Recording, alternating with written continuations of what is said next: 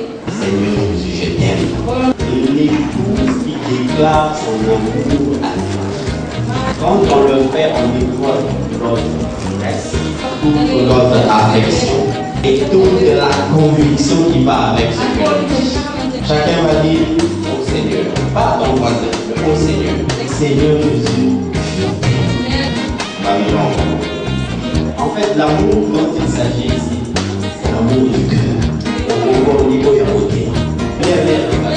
On va le déclarer. Seigneur Jésus, je t'aime. Acclame pour toi-même.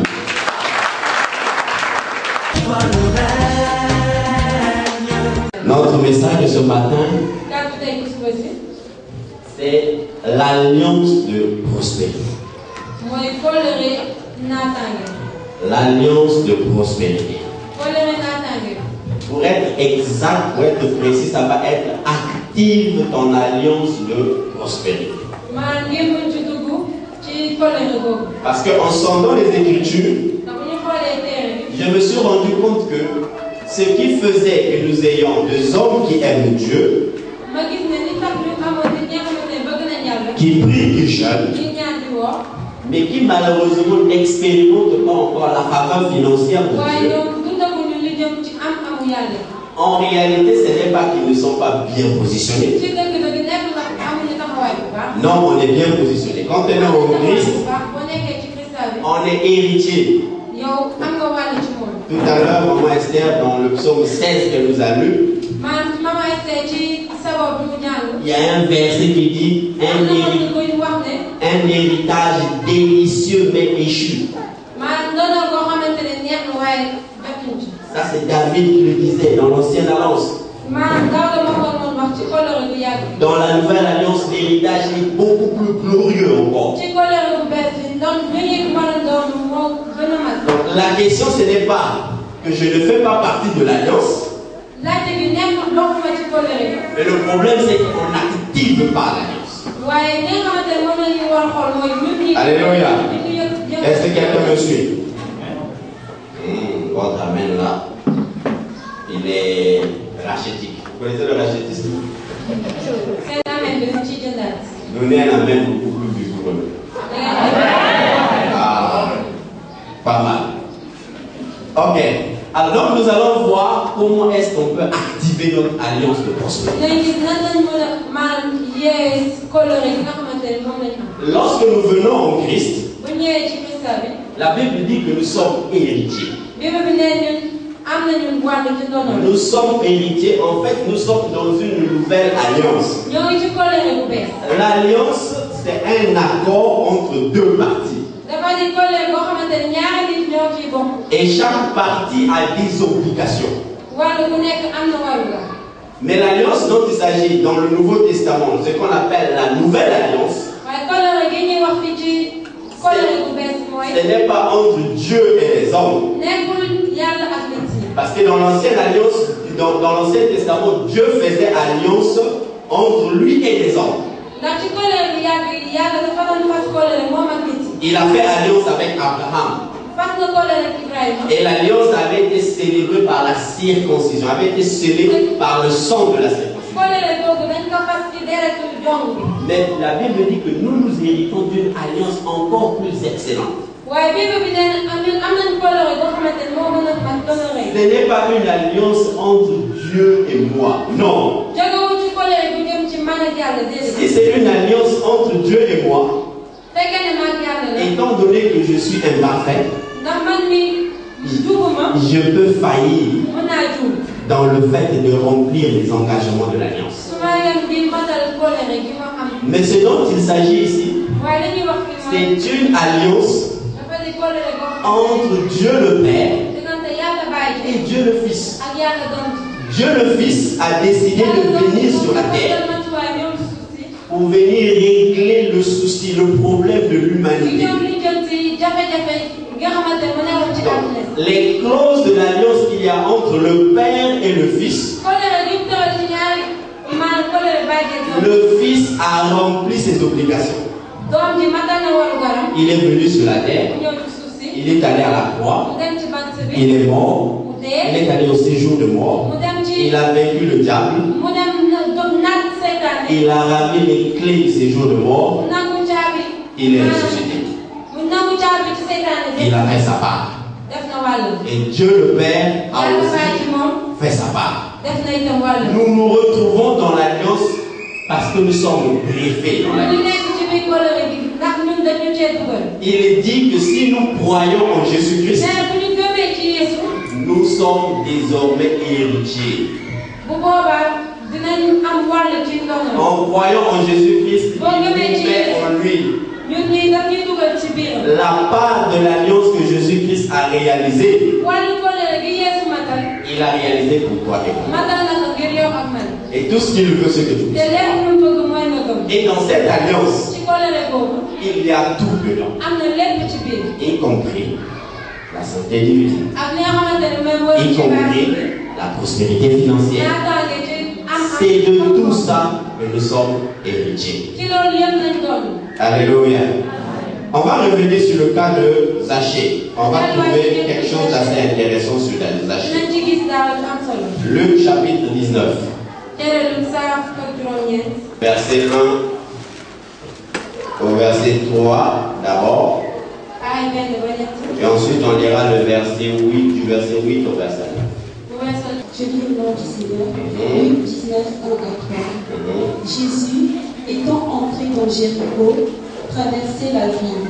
Et voici, un homme riche appelé Zachée, chef des publicains, cherchait à voir qui était Jésus. Mais il ne pouvait pas y parvenir à cause de la foule. Du verset 3 fois au verset 8. Verset 8. Mais Zachée, se tenant devant le Seigneur, lui dit: Voici, Seigneur, je donne aux pauvres la moitié de mes biens, et si j'ai fait tort de quelque chose à quelqu'un, je lui rends le quadruple. Verset 9. Jésus lui dit: Le salut est entré aujourd'hui dans cette maison, parce que celui-ci est aussi un fils d'Abraham. Parce que celui-ci est aussi un fils d'Abraham. Merci. La Bible dit que Zachée était un homme riche. Alors, jusqu'à une époque très récente, je pensais que c'était une usurpation de titre. Zachée était un escroc. Zachée trionnait, quand le pasteur nous a clairement expliqué le dimanche dernier comment ça s'est opéré. Et dans nos pays, on trouve souvent des gens comme ça aussi. Ou des gens qui sont beaucoup plus exposés à cette forme de vie. Les policiers, les douaniers, les agents du fisc. C'est des gens qui sont beaucoup plus exposés à ce genre de vie. Ou ce qui revient à la caisse de l'État, ils le transfèrent dans leur propre caisse. Cette pratique ne fait pas pour autant d'eux des hommes ou des femmes riches. Vous remarquerez que la plupart d'ailleurs des personnes, si vous voyez les cas des policiers, ce qu'ils gagnent malhonnêtement dans la journée se termine la même journée, soit dans l'alcool, soit dans autre chose qui ne glorifie pas Dieu. Et j'ai aussi vu que Lévi ou Matthieu, qui était un disciple de Jésus, lui aussi était un publicain. Lui d'ailleurs aussi on l'a appelé un poste de péage. Mais la Bible ne mentionne pas qu'il était un homme riche. Mais on reconnaît qu'ils avaient tous les mêmes pratiques avec les Zachée. Ils faisaient exactement la même chose. Mais qu'est-ce qui vaut à Zachée cette appellation d'homme riche selon la parole de Dieu? Pourtant il était dans le fond. On va voir pourquoi. Le verset 8. Le verset 8. Oui, allez, relis le verset 8. Verset 8. Zachée, se tenant devant devant le Seigneur, lui dit, voici, Seigneur, je donne aux pauvres la moitié de mes biens, et si j'ai fait tort de quelque chose à quelqu'un, je lui rends le quadruple. Amen. Merci. Zachée dit qu'il donne aux pauvres la moitié de ses biens. Il va prendre tous ses biens. La moitié, il donne cadeau. Imaginons que toute la fortune de Zachée était estimée, on va dire, à 1 milliard. Et il prend 500 millions, il le donne aux pauvres. Il lui reste donc 500 millions, n'est-ce pas? Maintenant, il dit, s'il a fait du tort à quelqu'un, en d'autres termes, s'il a volé quelqu'un, la vérité c'est qu'il a volé. S'il a volé quelqu'un, il va rendre au quadruple. Est-ce que vous me suivez?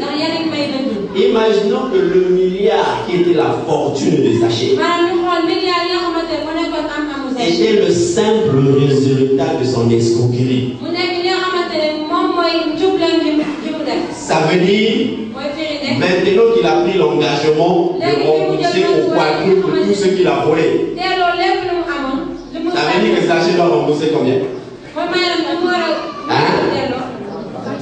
4 milliards. Sachant qu'il n'a plus que 500 millions. Il a pris l'engagement de donner la moitié de tout ce qu'il a aux pauvres. Et il dit qu'il va rembourser au quadruple tout ceux à qui il a fait du mal. Si la fortune de Zachée avait été le résultat que du fait qu'il truandait les gens, alors là on peut dire que Zachée en fait. Mais Zachée, c'est un collecteur d'impôts. Les collecteurs d'impôts, les chiffres qu'ils connaissent. Zachée ne peut pas se tromper sur les calculs. S'il dit qu'il va donner la moitié, il sait sur quoi il compte. S'il dit qu'il va le rendre au quadruple, il sait aussi sur quoi est-ce qu'il compte. Alors, qu'est-ce qui est arrivé pour que Zachée puisse faire une telle déclaration? En réalité, Zachée truandait les gens. Mais chaque fois que Zachée truandait, il multipliait ce qui entrait. Il l'a multiplié. S'il a reçu 10 000 aujourd'hui, il va le multiplier 10 à 20 fois.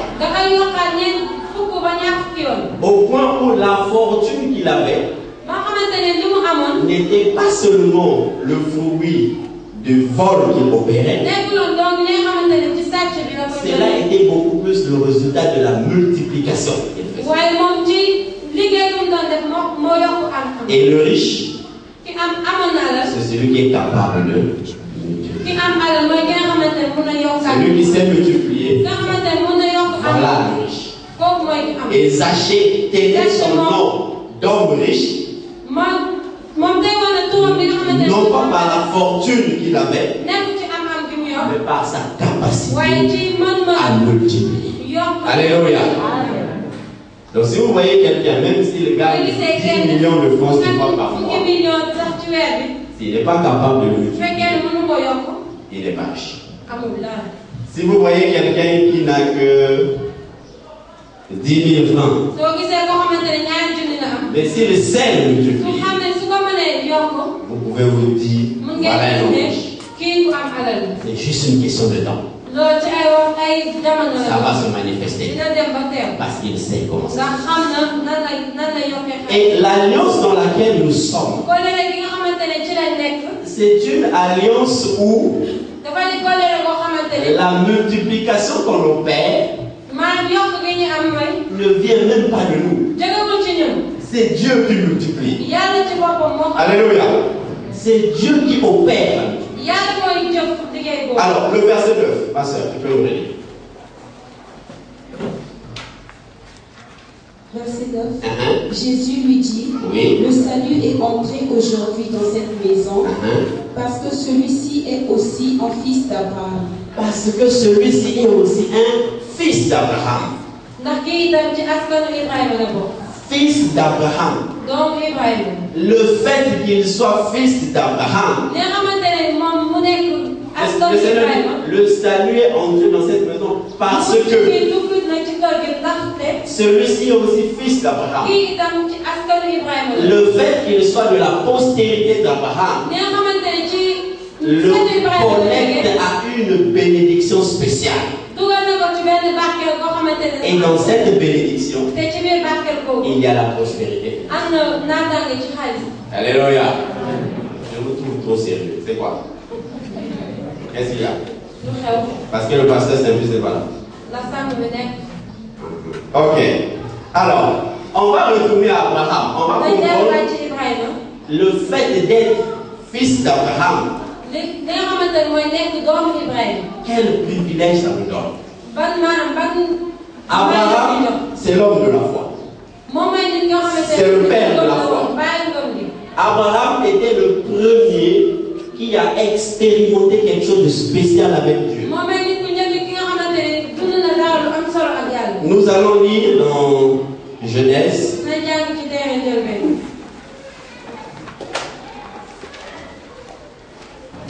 Genèse chapitre 13, le verset 1 et 2.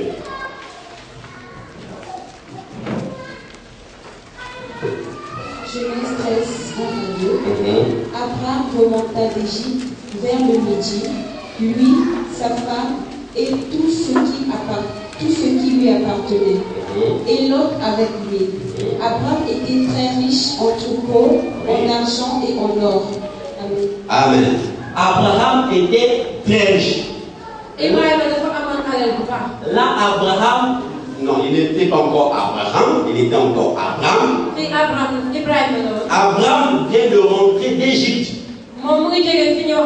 Et les richesses qu'il vient d'obtenir, c'est en réalité les richesses de la honte.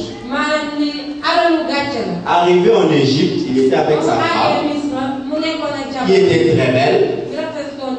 Alors, Pharaon voulait de sa femme.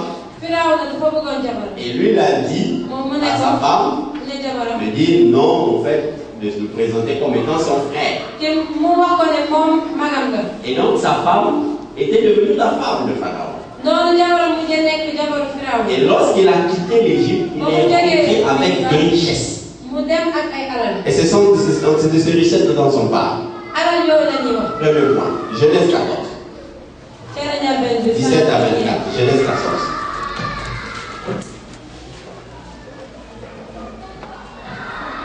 Genèse 14, 17 à 24.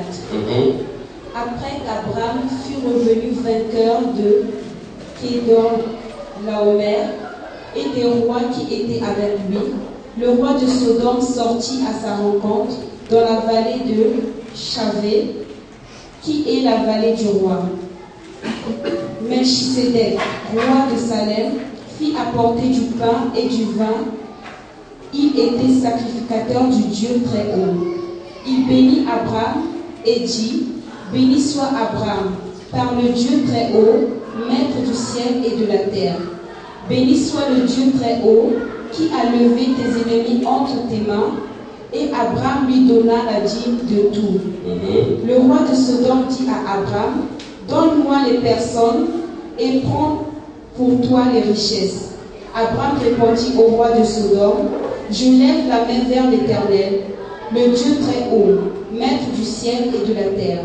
Je ne prendrai rien de tout ce qui est à toi, pas même un fils, ni un cordon de soulier, afin que tu ne dises pas, j'ai enrichi Abraham, rien pour moi, seulement ce qu'ont mangé les jeunes gens et la part des hommes qui ont marché avec moi, Aner, Eshkol et Mamré, eux, ils prendront leur part. Amen.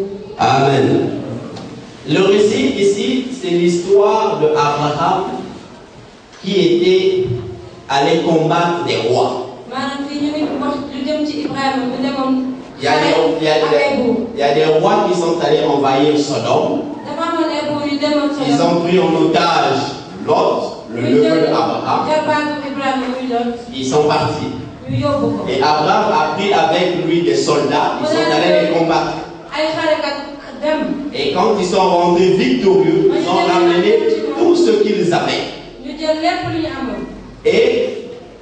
Et donc c'est le récit qu'on présente ici. Abraham a fait une rencontre spéciale. Il a rencontré le roi de Salem. Il a rencontré Melchisedec. On dit c'est le roi de Salem. Il n'a ni père ni mère.